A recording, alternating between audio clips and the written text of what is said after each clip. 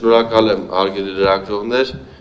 առաջիկայում նաև հարցը կքննարկվի Պաշտպանության և անվտանգության հարցերի մշտական հանձնաժողովում, այնուհետև ազգային ժողովի դիագումար նիստերում, եթե կլինեն հարցեր, կխնդրեմ դրանք ինձ գերավոր կամ բանավոր ներկայացնել, առաջիկայում սիրով կպատասխանեմ նաև դրանց, հուսով եմ, որ այս փոփոխությունները մեր հասարակությունը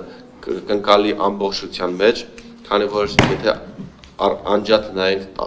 իմ առաջարկած տարբեր կետերը, հնարավոր է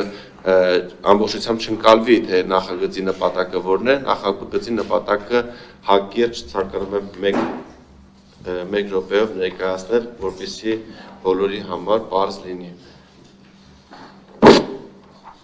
Առաջարկվող խստացնող և խրախուսող կարգավորումներ։ Խստացնող 4 կարգավորումներն են առաջին։ Որոշ առողջական խնդիրներ ունեցողներին տանել սահմանափակումով պարտադիր զինվորական ծառայության։ Երկրորդ, ժամկետային զինվորական ծառայության սահմանային տարիքը 27-ից դարձնել 37 տարի։ Երրորդ, քաղաքացիությունը փոխելու բազային տուրքը դարձնել 15 միլիոն դրամ։ Չորրորդ, փորձաքննությունից հրաժարվելը քրեականացնել։ Սրանք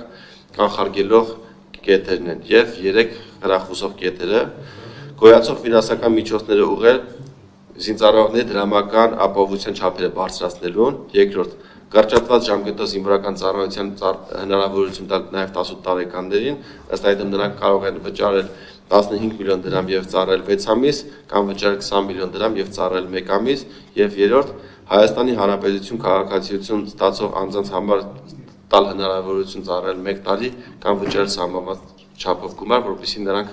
շուտ դառնան Հայաստանի Հանրապետության քաղաքացի, մինչև իրենց 27 տարին լրանալը։ Շնորհակալ եմ բոլորիցդ։ Շնորհակալություն։